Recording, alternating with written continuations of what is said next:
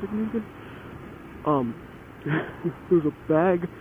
It was like a McDonald's bag full of leaves and branches, which I guess it's like a vegan burger from McDonald's.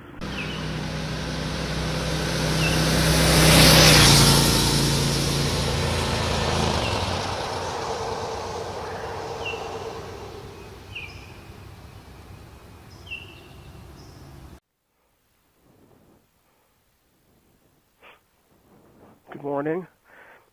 Today, actually, oddly enough, is intro filming day. Maybe not.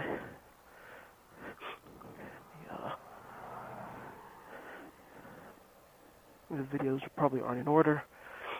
One of the things I wanted to do when I decided to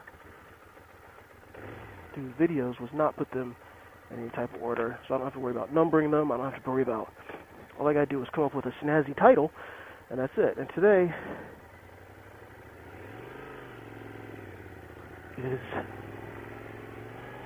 intro recording day. Just recorded the intro of me going down this road. So now you get to see what's on the bottom of this hill.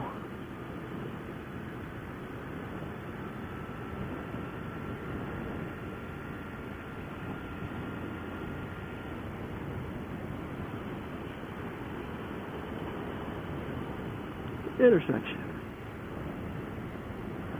So, I wanted to talk about something today, kind of go in a different direction, totally 180 degrees from most things you hear about, and instead of talking about how bad people drive, I'm going to talk about how the good people. A lot of times, if you've got a job, if you're working, you know that the only time you ever hear about anything from your boss is when you've done something wrong, right? The only time your boss ever says, hey, come into my office. And you're like, oh crap, what did I do? And he's like, you didn't have those reports done for me. There's never any praise. And, everybody likes the Russian videos of everybody running into things. Well, I want to talk about people who drive well, or not even people that drive well, but just people that drive courteously, people that don't cut you off in traffic, people that actually see you. All too often, it's like people say, "Oh, then cagers."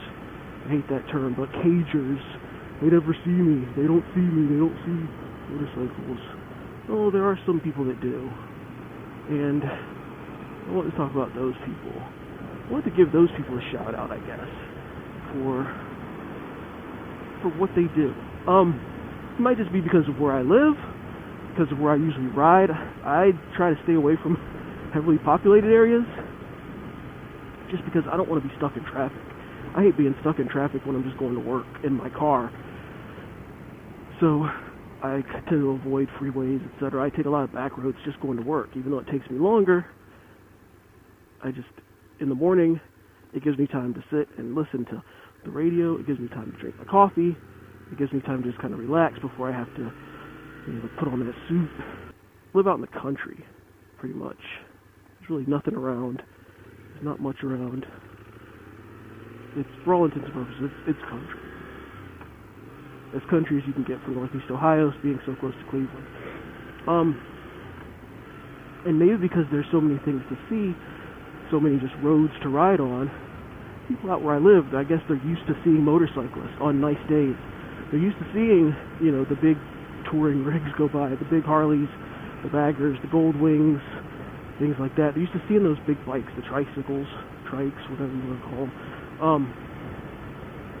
So you get a lot of waiting. You get a lot of people who wait for you. Not a lot of pulling out. Like, you can be just cruising down the road. A lot of the speed limits are higher.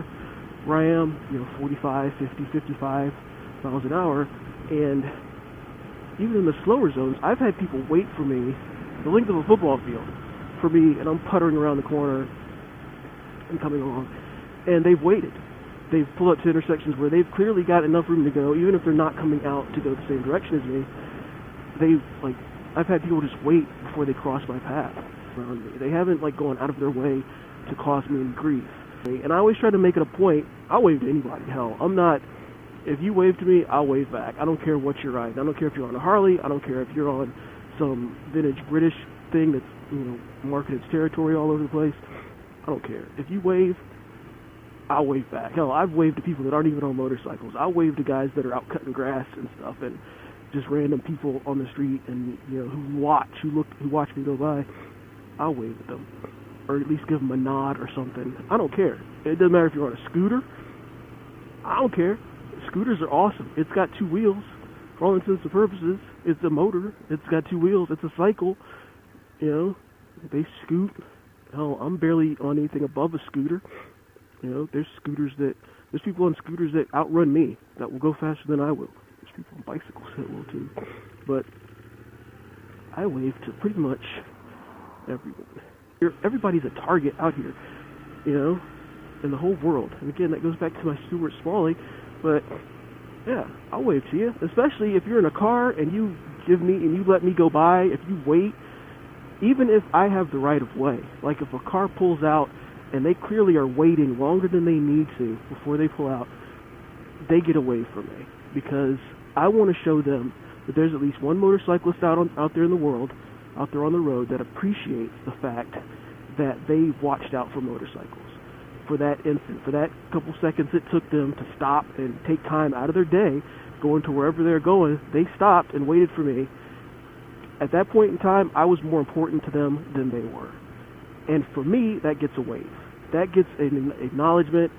That to me is awesome. That's a beautiful thing, because that person right there all of a sudden cares about you. And not like deeply, they don't want to, you know, you don't have to marry them or anything, but they care about your safety. They're concerned about you getting damaged, which is cool. I'm not going to sit there and point fingers and say bad things. And if you want to be on the phone, yeah, it's annoying as hell to sit there and be behind someone and they're clearly on the phone and they're all over the place, or you pass them and you can tell people they're on the phone because they're looking down. Like, even though they don't move their heads, you can still see people's eyes and they're looking down. You can tell. But you know what? I'd rather have them in front of me where I can see them rear end that truck up there than have them behind me on the phone where they can rear end me. And I see it, I pull over. I'll pull over, I'll get out your way, I'll let you go by. I'll pretend I'm going, you know, that way when you're not. I'll pull into a driveway. I don't care. I don't want you behind me if you're on a phone. I don't enjoy cars behind me. I don't trust them behind me, because even though they may see you once, they might not see you the next time. But for the most part, people are good, right? And it goes both ways. I've noticed, if you're nicer to people, if you don't drive up beside them or try to pass them, you know, pulling a wheelie or something like that. Not that I can wheelie, I can't wheelie, but people are pretty good about just giving you a little bit of space, giving you more space than they would have otherwise.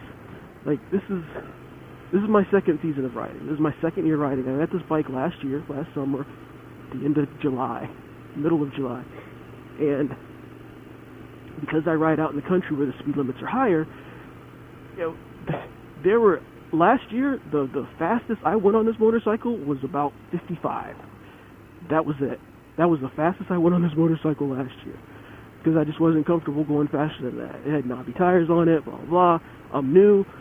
I didn't go over 55. If I was out east where there's nothing but Amish people and wide open roads, and a car came up behind me, and I'm sitting there puttering along and the speed limit's 55 and I'm doing 50, then you know what I do? I move over to the right, I wave that person through. And 9 times out of 10, they give you the whole lane.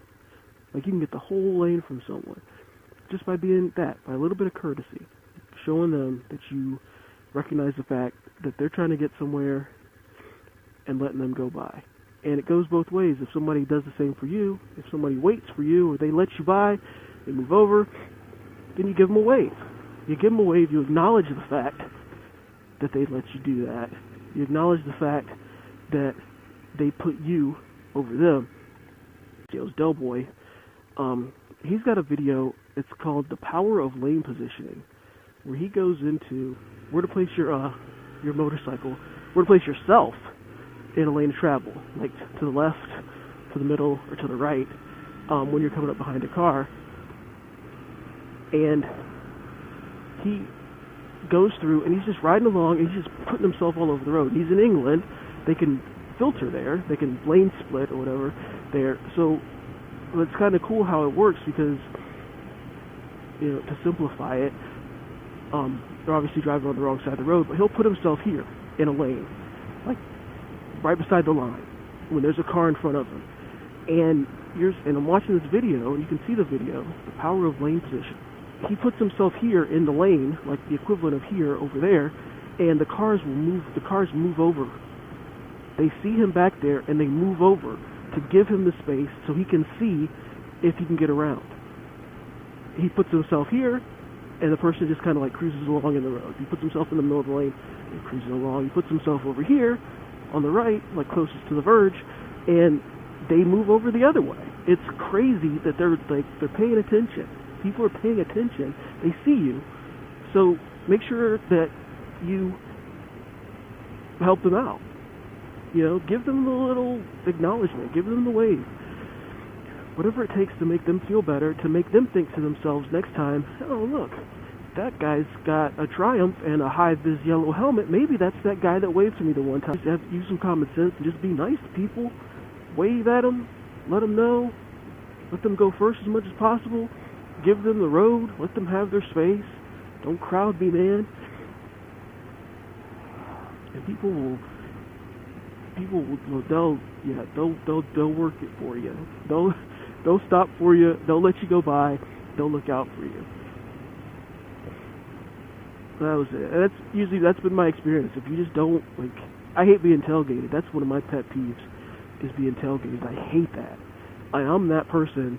My car is paid for, and it is 11 years old, and I'm that person that if you're tailgating me, I don't have any problem running off the road a little bit and flicking gravel up onto your car, or just kind of just goes flies in the face of it, or going through a puddle and getting your car wet, or even coming up to a stop sign or a stoplight and just wait until the last minute to put my brakes on, because my car is a piece of shit, and if you hit it, that's on you, because I don't really care.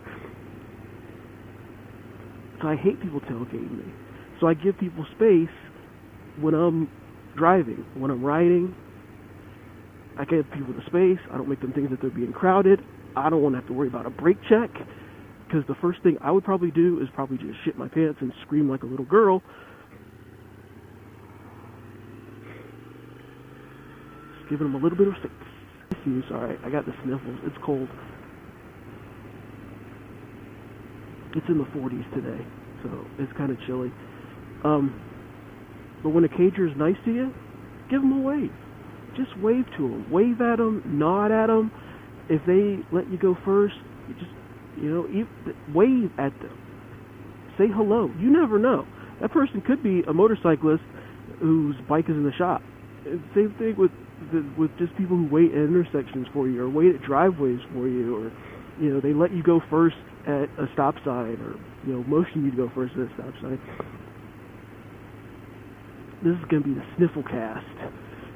They just acknowledge it, even if it's something that they had to do. Like, even if it's their thing to, like, if it's your turn, even if it's your turn, acknowledge the fact that they offered to let you go first.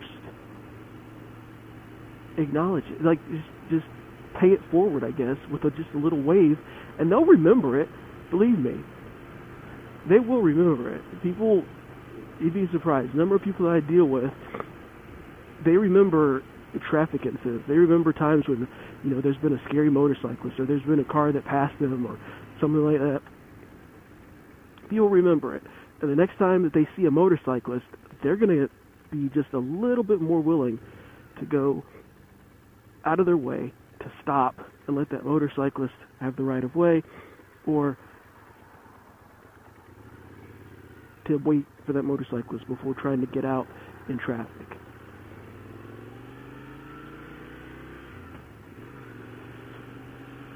Well, that's the end of this one. If you like it, subscribe to it, like it.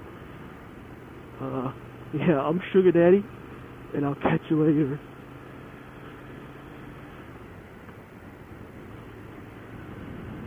You know, there's no point in running up to somebody and being all like, oh, you're driving like an idiot. That's a rev limiter. There's no point in doing that.